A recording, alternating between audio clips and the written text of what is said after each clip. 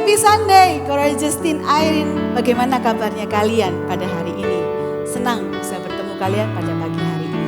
Dikatakan dalam Mazmur 98 ayat 4, bersorak-soralah bagi Tuhan, hai seluruh bumi, bergembiralah, bersorak-soralah dan berbasmurlah. Biarlah pada pagi hari ini kita mau sama-sama datang ke hadirat Tuhan dengan hati yang penuh sukacita.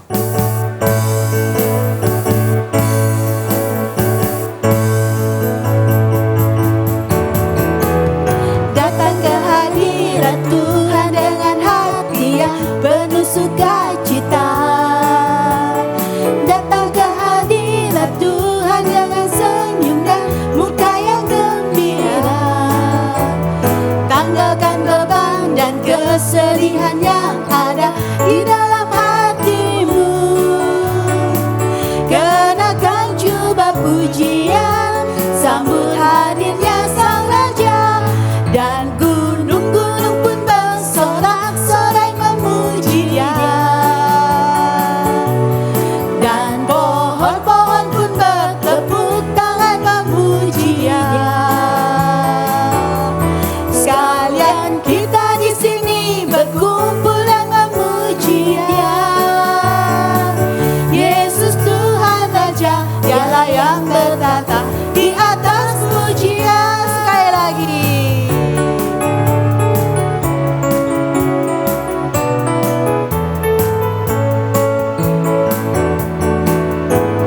Datang ke hadirat Tuhan dengan hati yang penuh sukacita. Datang ke hadirat Tuhan dengan senyum dan muka yang gembira. Tanggalkan beban dan kesedihan yang ada di dalam hatimu. Kenakan jubah pujian, sambut hadirnya Sang Raja. Dan gunung-gunung pun bersorak-sorai memuji Dia. Dan pohon-pohon pun bertepuk tangan memuji Dia. Sekalian kita di sini berkumpul dan memuji Dia. Yesus Tuhan Raja, Dialah yang bertata di atas pujian. Mari kita berdoa. Tuhan, pada pagi hari ini kami mau datang Tuhan di hadirat-Mu dengan penuh sukacita. Kami mau untuk datang dan menyembah Engkau pada hari ini Tuhan. Tuhan, kami bersyukur kami punya Allah seperti Engkau. Di mana Engkau sendiri mau Tuhan untuk datang ke dunia. Untuk untuk menghapuskan segala dosa kami Tuhan. Tuhan, pada pagi hari ini pun juga kami mau memohon ampun Tuhan. Atas segala apa yang telah kami lakukan Tuhan. Begitu banyak hal yang kami telah lakukan mengecewakan Engkau Tuhan. Tuhan, tapi kami ucap syukur bahwa kami punya Allah yang begitu panjang sabar. Terima kasih Tuhan. Tuhan, biarlah pada pagi hari ini kami datang. Kami mau menyembah Engkau. Kami mau bersekutu bersama-sama. Terima kasih Tuhan. Dan nama Tuhan Yesus kami berdoa dan ucap syukur. Amin. Nah, teman-teman ingat gak? Ada peribahasa yang mengatakan malu bertanya, sesat di jalan. Nah, Lause punya cerita nih. Dulu waktu Lause masih sekolah di luar negeri, waktu mau ke sekolah, Lause itu harus pindah naik bus ya. Nah, biasanya harus pindah dari satu tempat ke bus yang lain. Nah, waktu itu sampai mau yang naik ke bus yang kedua, Lause sama teman Lause ini mau naik. Tapi kira-kira tuh ragu-ragu. Wah, ini benar nggak ya nomornya? Tapi kita nggak berani tanya karena kita malu. Karena kita juga nggak berani karena kan baru datang. Jadi nggak berani ngomong sama supir busnya. Tapi kita pikir sudahlah kita naik aja. Kita naik begitu sampai di bus. Nggak berapa lama kita lihat kiri kanan kok nggak sesuai, nggak sama seperti yang biasanya. Wah, teman Lause sama Lause bingung. Terus akhirnya kita sikut-sikutan nih, siapa yang mau nanya? Akhirnya kita memberanikan diri tanya sama supir busnya. Dan ternyata benar, kita tersesat ya. Dan kita salah naik bus. Dan supir busnya untung baik hati, dia ngasih tahu ke kita jalan yang benar. Nah, kalau kita lihat mungkin itu hal yang simple. Tapi kita lihat bagaimana dengan perjalanan hidup kita. Kita lihat bahwa kita bilang kita punya journey of life. Nah, kita punya satu pemandu yang bisa membantu kita. Yang bisa memandu kita untuk kita tidak bisa tersesat. Siapa pemandu kita? Benar, pemandu kita adalah Tuhan kita.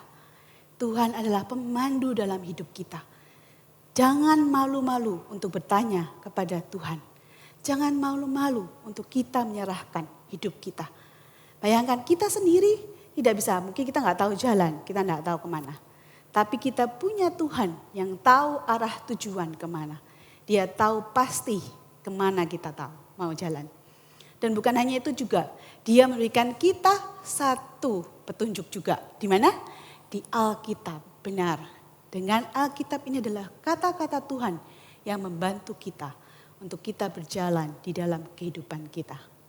Biarlah seperti yang dikatakan di Mazmur 119, firman-Mu pelita bagi kaki kita. Biarlah firman Tuhan saja yang menjadi penuntun, menjadi terang buat jalan kita. Firman-Mu pelita bagi kakiku, terang bagi jalanku. Firman-Mu Tuhan. Firman-Mu pelita bagi kakiku, terang bagi jalanku. Waktu ku bimbang,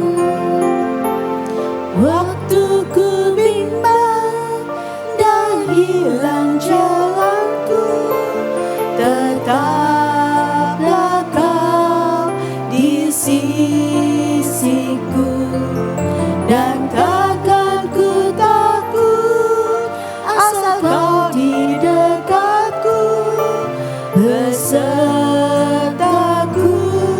selamanya.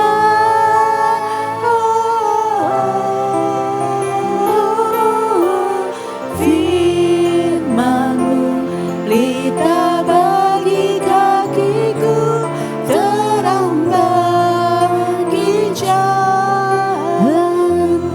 Kita katakan sekali lagi, biarlah firman-Mu yang menjadi pelita. Firman-Mu pelita bagi kakiku, terang bagi jalanku. Firman-Mu pelita bagi kakiku, terang bagi jalanku. Waktu ku bimbang, waktu ku bimbang dan hilang jalanku, tetaplah Kau di sisiku, dan takkan ku takut asal Kau di dekatku, besertaku selamanya.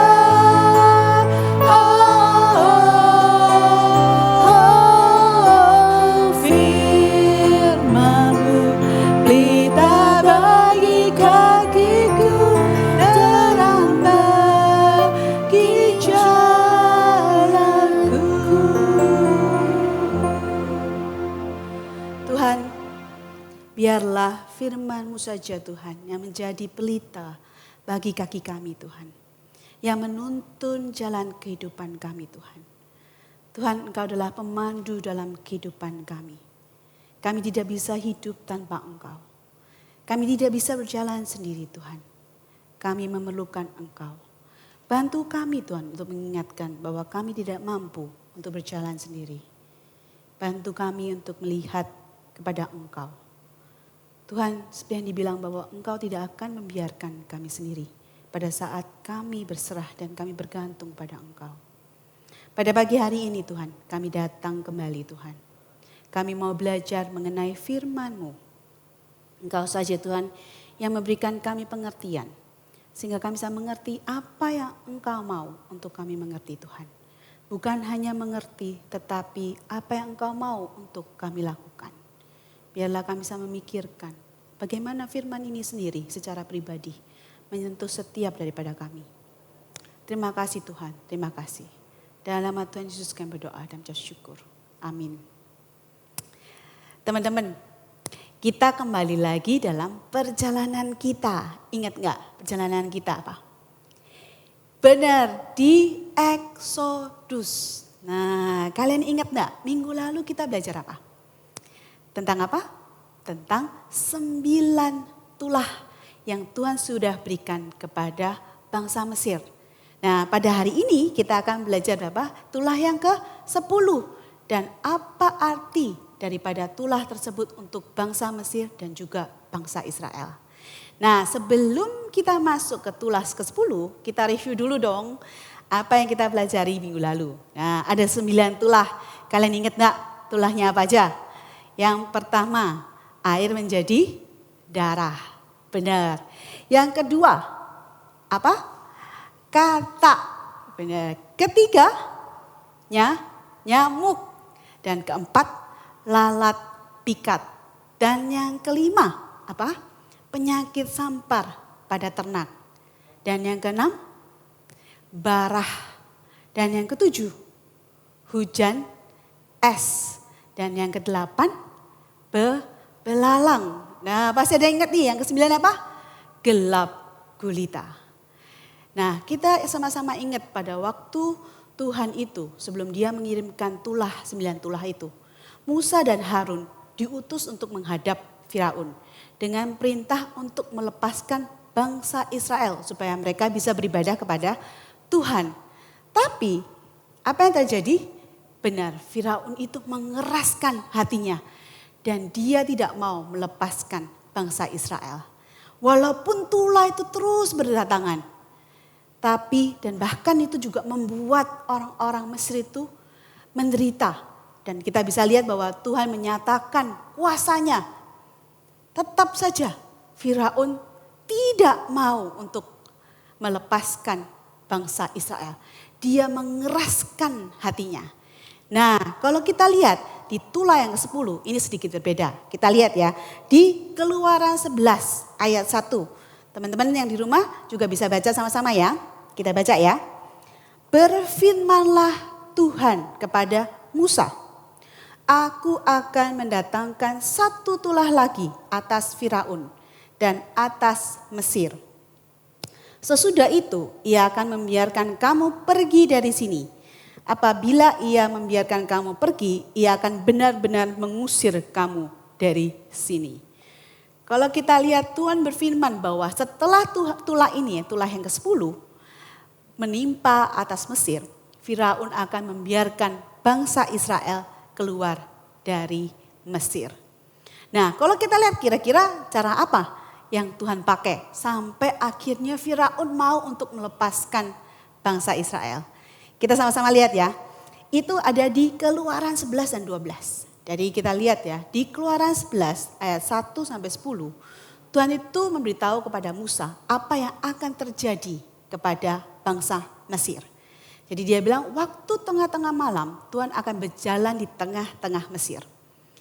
Tiap anak sulung, ya anak sulung itu anak yang pertama, gak peduli itu manusia atau itu hewan, gak peduli kaya, gak peduli miskin, dan bahkan anak Firaun akan mati. Tetapi yang menarik apa?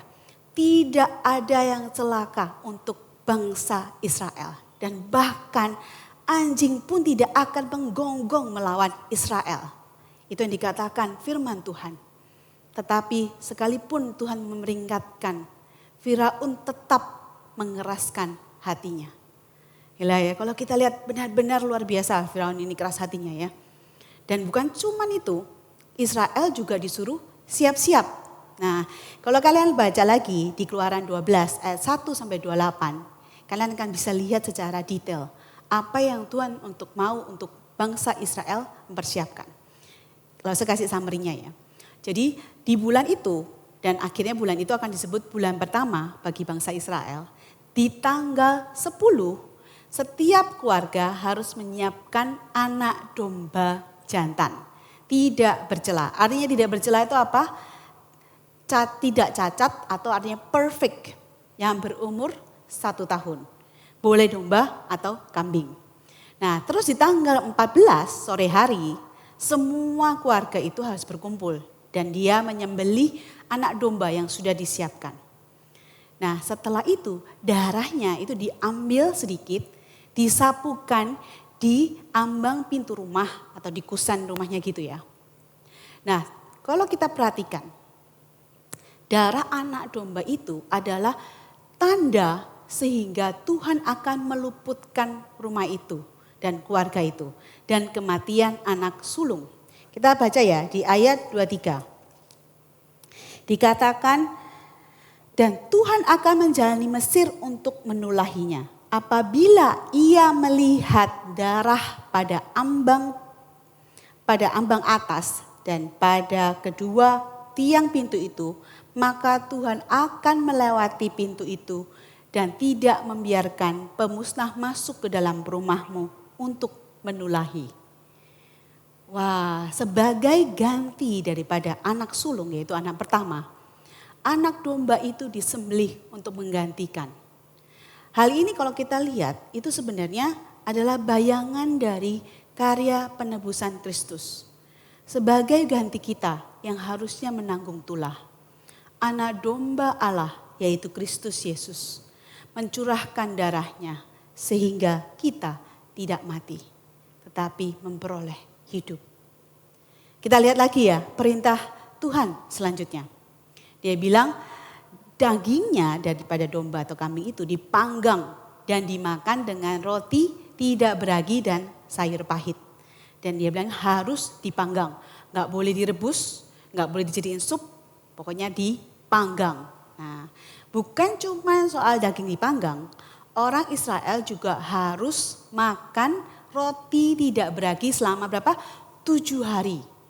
Dan ini juga akan mereka lakukan setiap mereka memperingati hari Paskah. Kalau kita lihat kenapa? Kenapa kok roti tidak beragi? Kenapa kok gandengannya sama sayur pahit? Memang gak boleh sayur yang lainnya.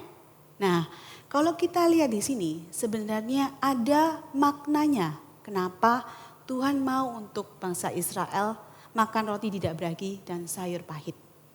Roti kalau kita lihat, kalau dia dicampur sama ragi itu harus ditunggu sampai raginya bekerja dan rotinya mengembang, ya kan? Tapi bangsa Israel itu harus makan roti tidak beragi, jadi tidak perlu tunggu lagi. Supaya mereka ingat karena mereka harus keluar tergesa-gesa dari Mesir. Karena Tuhan memerintahkan mereka begitu. Jadi intinya mereka harus siap-siap. Nah, kenapa kalau kita lihat kenapa sayur pahit? Apakah itu tujuannya untuk mengingatkan bahwa ternyata kehidupan mereka sangat susah dan pahit pada saat mereka di Mesir? Loh, kalau dilihat kok yang diingat kok jelek-jeleknya aja loh. Sebenarnya bukan itu teman-teman.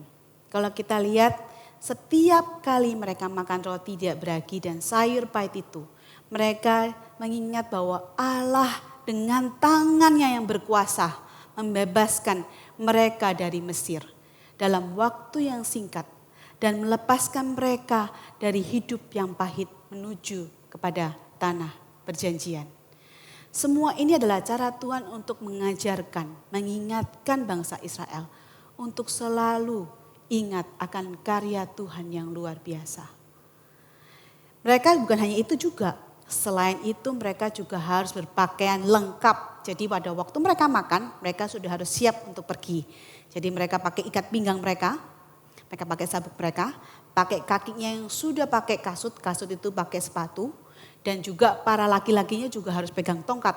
Ya, jadi ini sama dengan yang tadi roti tidak beragi. Bayangkan ya, mereka ini sudah lama-lama menunggu bahwa mereka akan bebas. Dan ketika Tuhan bilang, ayo ini waktunya. Wah, mereka benar-benar bebas. Luar biasa ya. Mereka melihat bagaimana Tuhan itu tidak ingkar janji. Waktu Tuhan tidak pernah terlambat. Yang mereka lakukan hanya apa? Mereka perlu taat dan percaya. Teman-teman, apa yang Tuhan perintahkan untuk Israel lakukan itu kalau kita lihat itu adalah sebenarnya adalah suatu cicipan kalau kita mengincip dari kisah Paskah yang sempurna oleh Yesus Kristus. Dosa dan penderitaan tidak bisa lepas begitu saja. Harus ada korban darah. Kita tidak bisa cari jalan keluar sendiri. Semua jalan keluar disediakan oleh Allah sendiri.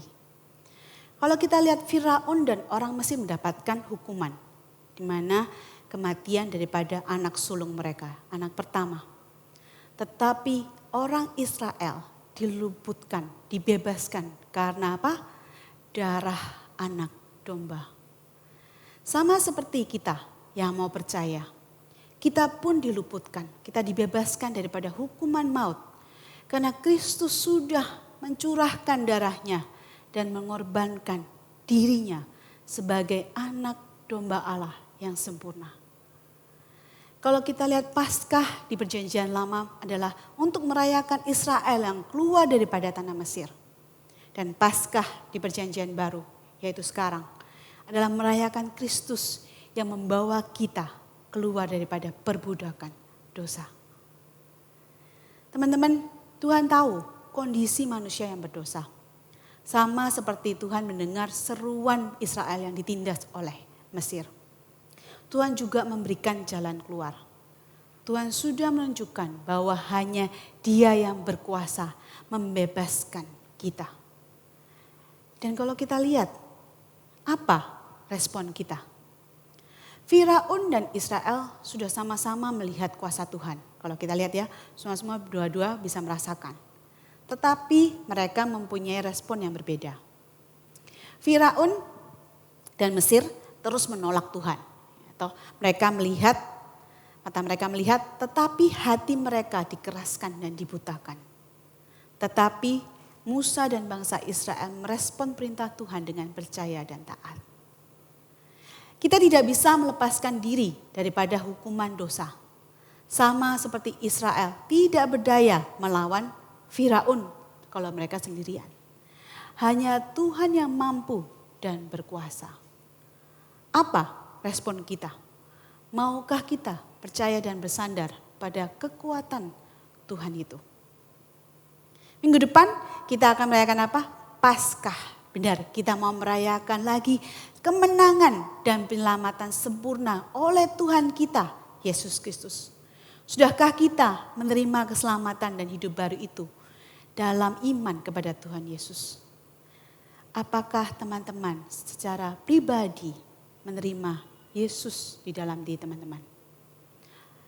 Lalu mau ngajak kalian untuk menghafalkan ayat hafalan daripada Matius 26 ayat 28. Dikatakan bahwa sebab inilah darahku, darah perjanjian yang ditumpahkan bagi banyak orang untuk pengampunan dosa. Sekali lagi ya, sebab inilah darahku, darah perjanjian yang ditumpahkan bagi banyak orang untuk pengampunan dosa. Teman-teman, kita lihat bahwa lewat darah Kristus, dosa kita sudah diampuni. Kita sudah diselamatkan oleh darah Kristus. Saya mau kasih contoh lewat eksperimen ya. Ya, ini ya, saya mau kasih kalian eksperimennya. Jadi ini contohnya adalah manusia, ya. Dan ini adalah dosa manusia. Dan ini adalah perbuatan baik yang kita lakukan. Dan ini adalah darah Kristus. Nah, kita sebagai manusia, kita adalah manusia yang tidak lepas daripada dosa. Lihat ya. Pada saat manusia jatuh dalam dosa, maka seluruh kehidupan manusia itu kotor, kalau kita bisa lihat ya, karena dosa ini. Dan kadang-kadang sebagai manusia, apa yang kita lakukan? Kita mencari solusi sendiri. Kita mencari solusi supaya kita bisa tetap bersih atau jauh daripada dosa. Dengan cara apa? Kita berasa kita bahwa kita mau berbuat baik. Kalau kita lihat perbuatan baik itu tidak bisa menghapuskan apa yang ada di dalam diri kita. Tidak ada solusi yang bisa memberikan solusi yang terbaik untuk kita bersih daripada dosa. Tetapi pada saat darah Yesus yang dia mengorbankan untuk menggantikan kita. Pada saat itu masuk di dalam kita.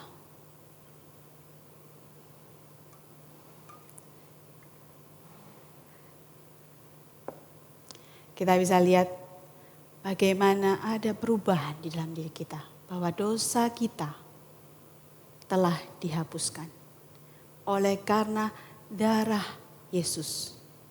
Karena pengorbanan Tuhan sehingga kita bisa dihapuskan. Kita bisa lihat bagaimana hanya darah Yesus saja yang bisa menghapus dosa kita. Dan pada saat dosa itu pun masuk, kita lihat dia tidak bisa menggantikan darah Kristus yang sudah ada di dalam diri kita. Yang Tuhan mau untuk kita lakukan adalah kita percaya kepada Dia. Dalam minggu ini, langsung mau ajak kita untuk kembali mengambil komitmen di hadapan Tuhan. Tuhan itu sudah begitu baik buat kita. Pengorbanannya di atas kayu salib itu jauh melebihi apapun yang ada di dunia ini. Tidak ada satupun di dalam dunia ini bisa menggantikan apa yang Tuhan sudah lakukan. Bagaimana kita? Apakah kita mau sungguh-sungguh percaya kepada Tuhan? Bagaimana kita melakukan kehidupan kita? Mari kita merenungkan sambil kita menyanyikan lagu ini. Kita mau merefleksikan kembali. Dalam kehidupan kita banyak sekali yang kita lakukan. Bukan hanya teman-teman yang di rumah. Lause pun juga melakukan hal yang sama. Lause berulang-ulang kali melakukan dosa. Berulang-ulang kali juga jatuh. Tetapi Tuhan begitu baik.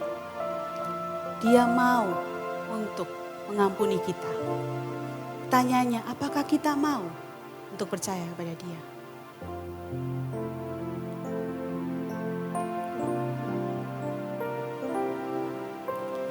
Bukan dengan barang fana Kau membayar dosaku, dengan darah yang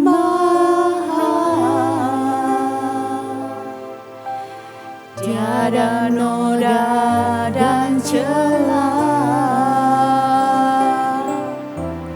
Bukan dengan emas perak Kau menebus diriku, oleh segenap kasih dan pengorbananmu, ku telah mati dan tinggalkan cara hidupku yang lama. Semuanya sia-sia dan tak berarti lagi. Hidup ini ku letakkan pada mezbah-Mu ya Tuhan. Jadikan daku seperti yang Kau ingini. Bukan dengan barang fana, bukan dengan barang fana Kau membayar dosaku, dengan darah yang tiada noda dan celah. Bukan dengan emas perak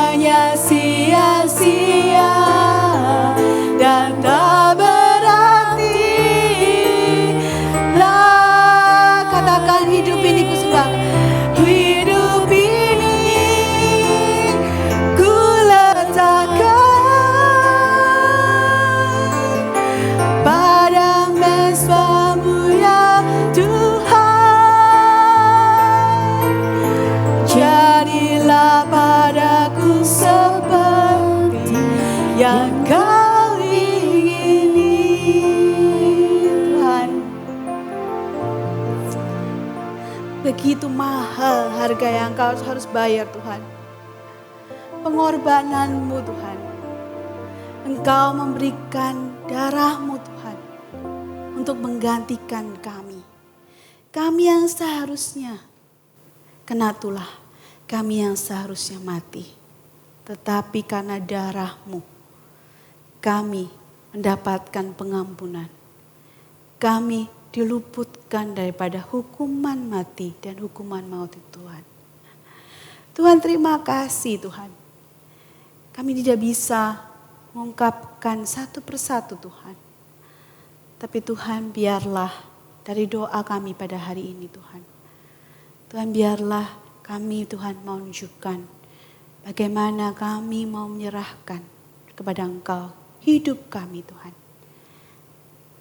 Berdoa juga Tuhan buat teman-teman yang mungkin saat ini masih berpikir, masih memikirkan.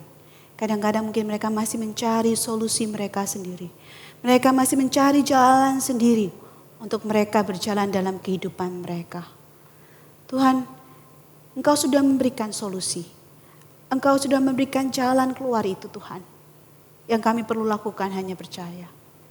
Berdoa Tuhan, supaya teman-teman ini bisa mencari, mereka mendapatkan dan bisa percaya pada Engkau. Buat teman-teman yang sudah percaya Tuhan, biarlah kami kembali Tuhan. Membaling komitmen kami kepada Engkau. Untuk kami mau taat. Untuk kami mau berserah. Untuk kami mau terus bertanya kepada Engkau. Apa yang Engkau mau lakukan dalam kehidupan kami Tuhan. Tuhan, terima kasih Tuhan. Terima kasih sekali lagi Tuhan. Begitu besar kasih-Mu. Lebih berharga dari emas perak. Lebih berharga dari apapun yang ada di dalam dunia ini. Makasih Tuhan. Dalam nama-Mu saja kami doa dan mengucap syukur. Amin. Teman-teman, Lalu juga mau mengingatkan, kita mau memberikan bejana untuk Tuhan. Kita mau mempersembahkan yang terbaik. Karena Tuhan sudah mempersembahkan. Dia sudah memberikan nyawanya. Dia sudah memberikan darahnya untuk menghapus dosa kita.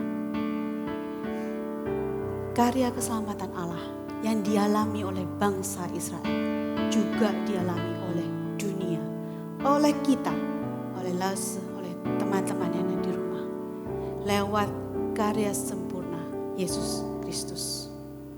Lalu saya juga mau mengingatkan, minggu depan kita ada apa? Benar, kita ada Paskah. Dan untuk kelas Koregistin Airing, kita akan PTM. Ya, kita akan ketemu muka. Yeay! Jadi kalian jangan lupa minggu depan ya, kita akan ketemu di gereja di 71. Oke? Nanti untuk detailnya jangan lupa kalian lihat, kalian punya chat ya. Saya berharap kalian semua bisa join untuk kita bisa bertemu. Sudah berapa lama kita nggak bertemu? Ada satu kesempatan untuk kita bisa bertemu sama-sama. Oke?